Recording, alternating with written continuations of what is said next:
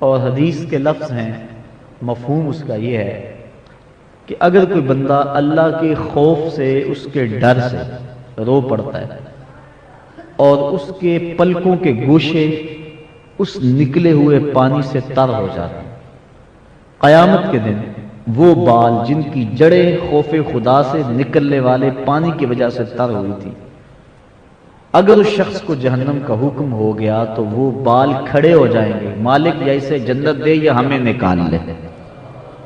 اور اللہ تو کریم ہے، وہ بالوں کو تو نہیں نکالے گا، وہ ان بالوں کی سفارش پر جن کی جڑوں کو خوف خدا سے نکلنے والے پانی نے تر کیا، اس گناہگار کو جنت عطا فرما دے گا۔ کتنا کریم ہے وہ مالک، کتنا رحم کرنے والا ہے وہ مالک اپنے بندوں پہ۔ ہم ہی بد نصیب ٹھہرے کہ اس کی چوکھٹ پہ حاضر نہ ہوئے، آتے تو صحیح، دامن پھیلاتے تو صحیح، صدا لگاتے تو صحیح، اس کی رحمت کو آواز تو دیتے۔ ہمارے دامن جتنے مرضی لتھڑے ہوئے تھے، ہم ان گندے دامن لے کر، گناہوں سے بھرے ہوئے اپنے دامن لے کر آ جاتے۔ یہ بادشاہ کا در تو نہیں تھا کہ گندے مندے کو اندر نہ آنے دیا جائے، کہ یہ گندا ہے اس کو دہلیز سے باہر رہنے دیا جائے، نہیں، یہ مالک کا در ہے۔ وہ کہتا ہے آؤ تو صحیح، میں تمہارے گناہوں کو بدل کے نیکیوں میں تبدیل کر دوں گا، تم اپنے ہاتھ تو پھیلاؤ، تم مجھ سے مانگو تو صحیح۔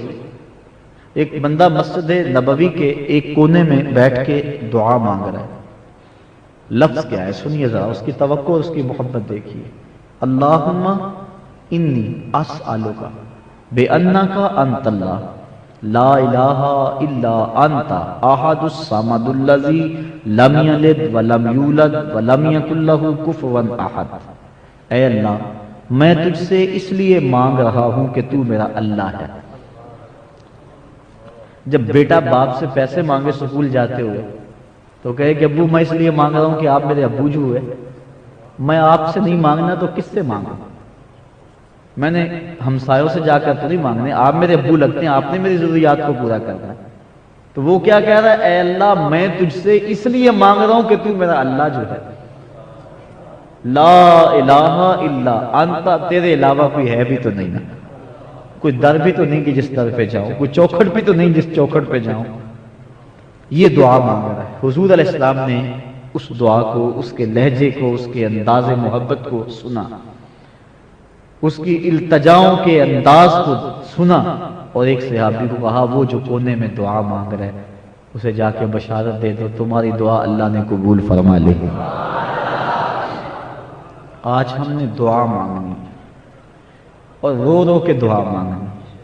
میرے بزرگوار فرمایا کرتے ہیں، بزرگ تھے، ان کی عادت میں سخاوت رچی بسی تھی، اور ہر جو اللہ والا ہوتا ہے اس کی طبیعت میں سخاوت گندی ہوئی ہوتی ہے، بخل نہیں ہوتا اس کی فطرت۔ اپنے پیار کرنے والوں کے ساتھ، اپنے محبت کرنے والوں کے ساتھ وہ اپنی استطاعت کے مطابق اچھا ذہن سخاوت والا رکھتا ہے، اور فقیر کا یہی مزاج ہے کہ میرے ڈیرے سے لوگ لنگر کھاتے رہے، روح کا لنگر بھی لیتے رہے اور جسم کا لنگر بھی چلتا رہے، یہ اس کی آرزو ہوتی ہے۔ اٹ کھڑکے دکڑ بجے تتا ہوئے چلہ، آن فقیر کھا کھا جاون راضی ہوئے بلہ۔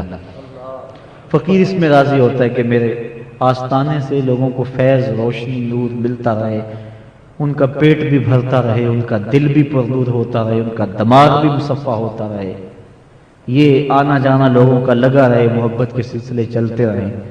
تو وہ بزرگ قرض لے کر بھی جو لوگوں کی مدد کرتے، ان کی معاونت کرتے اور ان کی خوراک کا انتظام کرتے۔ اب ایک بندے سے قرض لے لیا ہو اور وعدے پر بندہ نہ دے سکے تو پھر دوبارہ قرض چاہیے تو اس سے نہیں مانگتا، کسی اور سے مانگتا، پھر کسی اور سے، پھر اور سے، حتیٰ کہ بہت سارے لوگوں کے مقروض ہو گئے۔ بابا جی کا جب وقت آخر آیا، حالات ایسے پیدا ہوئے کہ محسوس ہوا کہ اب بس انتقال ہی کرنا چاہیں گے، تو جو قرض خواہ تھے وہ دروازے پہ آ بیٹھے کہ ہمارا قرض تو چکا جاؤ۔ اب وہ لائنیں لگ گئی قرض خواہوں کی، اب بابا جی کو یہی فکر ہونی چاہیے کہ اب یہ قرض کہاں سے دوں، لیکن یہ فکر نہیں ہے. فکر یہ ہے کہ یہ اتنے بندے میرے مہمان آئے ہیں، ان کو کھلاؤں کیا؟ میں تو پہلے اتنا مقروض ہوں اور اب قرض دینے والا کوئی نہیں رہا، تو ان کو کھلاؤں کہاں، یہ فکر لگی ہوئی ہے. اچانک